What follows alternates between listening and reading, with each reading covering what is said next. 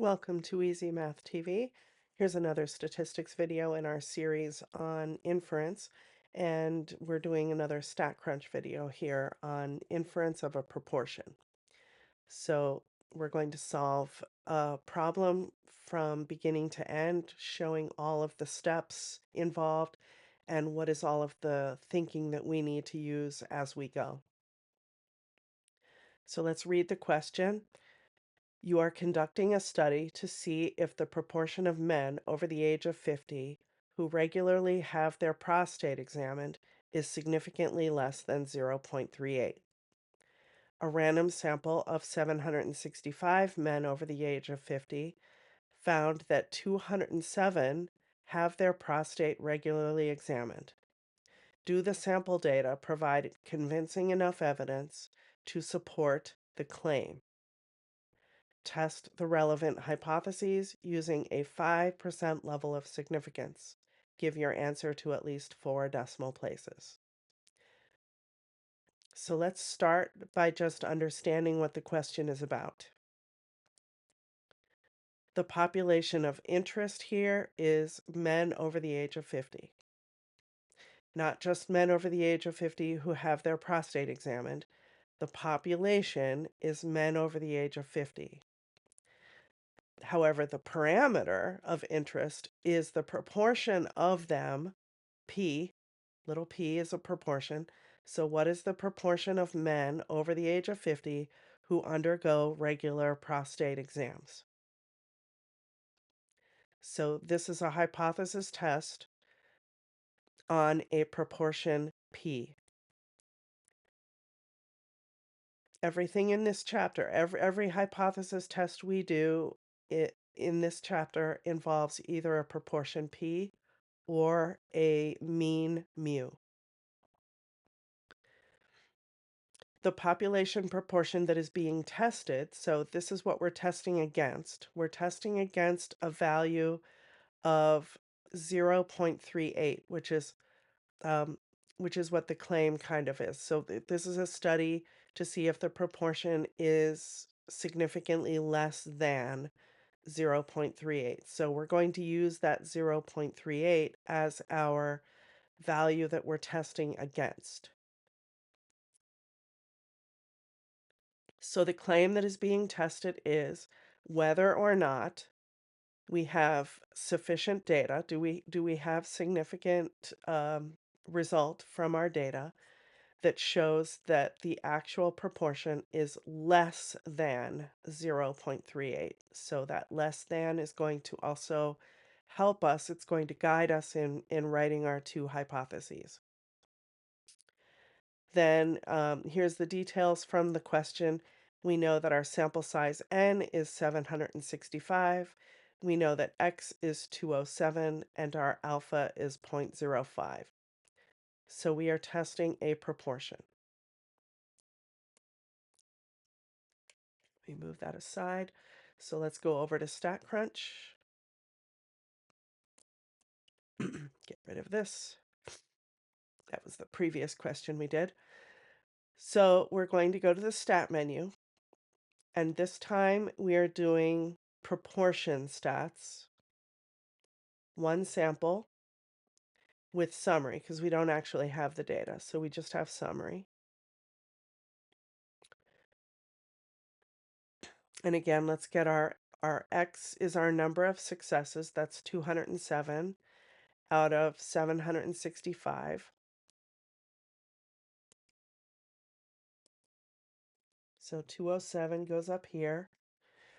And then this is 765. And we're doing a hypothesis test for P where the value that we're testing against is P equals 0.38. And the alternate is that it's actually less than 0.38. And again, our alpha value is 0.05. If that was any different, we could update that with a different value. I think we have to change it up here at the confidence level number. But even so, that's not going to change the actual results that we actually get from our hypothesis test. So I'm not worried about not being able to edit that. We can just uh, do our own interpretation. So what's important is the 207, the 765, and the 0.38, and then the less than 0.38. Those are the important pieces. And now let's hit compute.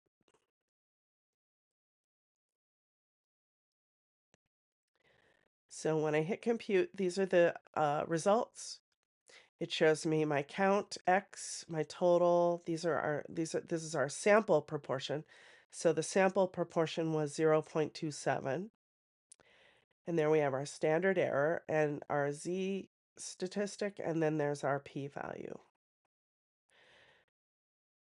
Of note here is that the p-value has a less than symbol there. That just means that the p-value is so small that it won't fit in that window there. So it's actually less than 0.0001, which means that we're actually going to enter 0.00, like essentially 0 when we put our numbers in. Let's see how that works, okay? So the correct hypotheses, again, H0 is P equals 0.38 and HA is P less than 0.38. So this is about a population proportion P equals 0.38, and then P is less than 0.38.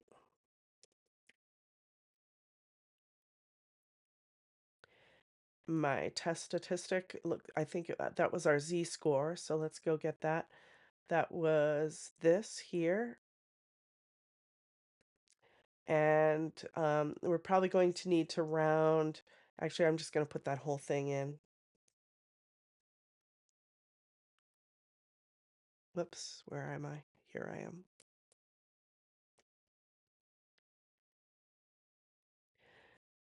The critical value. The critical value is the value that's used to measure against for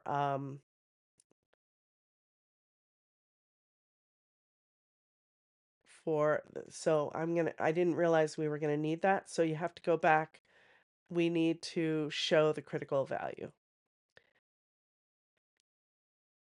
So when you click on the box, show the critical value, that actually gives you the ability to type in a new significance level if you have a different significance level than 0.05.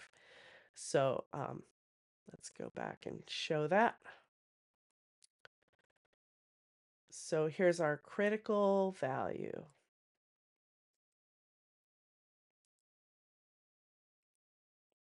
Some people use the critical value as the means by which they make their decision.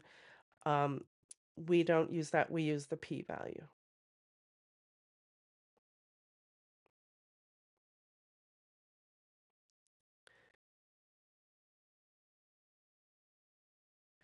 So the critical value is negative 1.6448536, and that is to the left of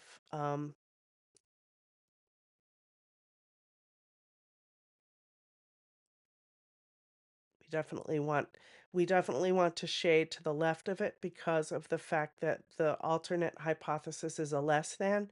So because of the less than, we are shading to the left, and the critical value is roughly negative 1.6.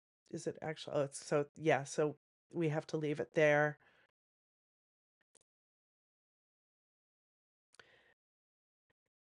Now, but we're going to make our decision based on the p-value. So let's go back to StatCrunch. The p-value, remember the p-value is our thing. So that is smaller than 0.0001, which means that it's effectively like really close to 0. And that's definitely less than alpha. So again, when alpha or when your p-value is less than alpha,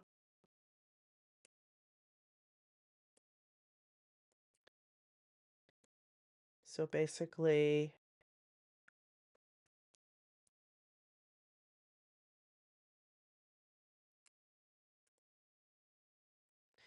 something like this. So 0.0001 is definitely less than 0.05. So our p-value is less than alpha, which means that we are going to again reject the null hypothesis in favor of the alternate hypothesis.